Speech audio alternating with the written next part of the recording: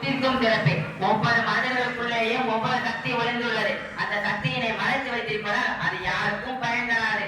அத்தகைய சக்தி வெளிப்படும் போதுதான் அது அவனுக்கும் மற்றவனுக்கும் பயனை தெரிகிறது.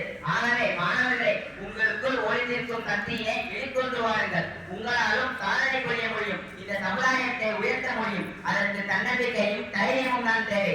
மலைப்பகுதியில் வாழ்ந்த சத்ரபதி சிவாஜி ஒரு சாதாரண சிறுவன். அவன் 17 வீரர்களை கொண்டு படை திரட்டி முதல் கோட்டையை தன் 17 வயதில் பிடித்தான். 35 வயதிற்குள் அவனுக்கு 20க்கும் மேற்பட்ட கோட்டைகள் வசப்பட்டன. இதற்கெல்லாம் என்ன காரணம்? தைரியமும் தன்னம்பிக்கையும் தான். அத்தகைய தைரியமும் தன்னம்பிக்கையும் சுதந்திர போராட்ட வீரர்களுக்கு இணைந்தது. அதனால் தான் நாம் இன்று ஆனந்த சுதந்திரத்தை அனுபவித்துக் கொண்டிருக்கிறோம். உலகிலேயே மிக பெரிய விருதாக கருதப்பட்டு நோபல் பரிசு பெற்று உலகின் இலக்கிய இமயமாய் நின்றவர் கவி ரவீந்திரநாத் தாகூர். ஆனால் அடிமை இந்தியாவில் வாழ்ந்ததற்காக அவருக்கு அந்நிய நாட்டில் கிடைத்த அவமதிப்பு என்ன தெரியுமா? விழிப்புணர்வு என்ற தலைப்பில் ஜப்பான் பல்கலைக்கழகத்திற்கு தாகூர் பேச அழைக்கப்பட்டார். ஆனால் அவரின் உரையாற்றலை காண மாணவர்கள் மறுத்துவிட்டனர்.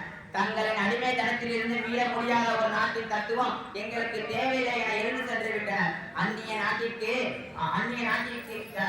அடிமை இந்தியாவுக்கு கிடைத்த மதிப்பை பாருங்கள். நாம் இருக்கும் நாடு நமதென்பதறிந்தோம். இது நமக்கே உரியது என்பதறிந்தோம். இவ்வாறு கூறிக்கொண்டு மட்டும்தான் இருந்தோம். தண்ணீரை விட்டு வளர்த்தோம் இப்பயிரை சர்வேசா, கண்ணீரை விட்டு